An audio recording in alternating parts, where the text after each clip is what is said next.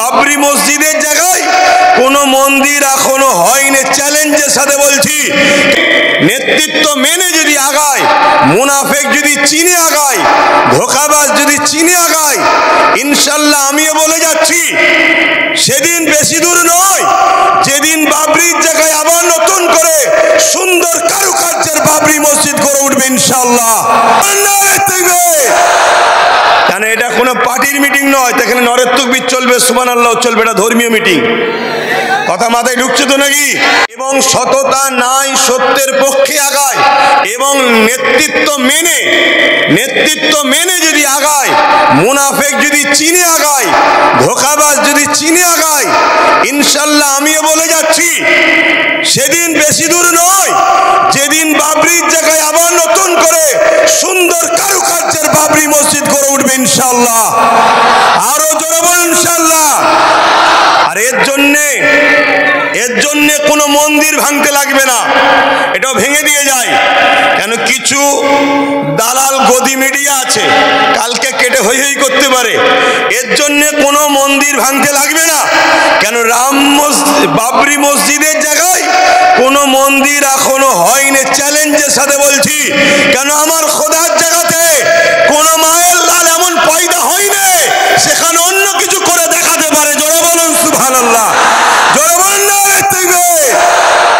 কেন এটা কোনো পার্টির মিটিং নয়, এখানে নরের তাকবীর চলবে, সুবহানাল্লাহ চলবে, এটা ধর্মীয় মিটিং। কথা মাথায় ঢুকছে তো নাকি? এখানে আমাদের ঘুমকে প্রায় ভাঙিয়ে দিতে যাচ্ছে কেন্দ্র সরকার।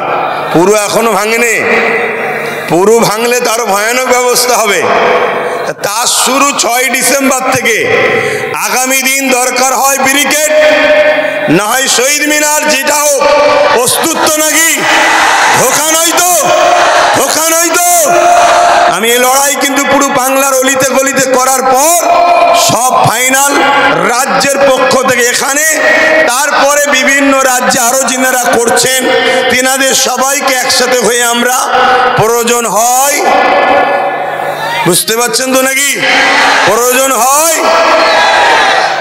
শুধু সেখানে যাব না দখল করতে। এখন ভাই আলোচনা করবে, তারপর আমি করব।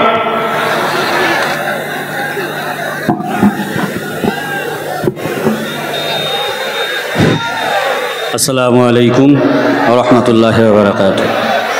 নাহমাদুহু ওয়া নুসাল্লি আলা রাসূলিহিল কারীম, আম্মা বা'দ।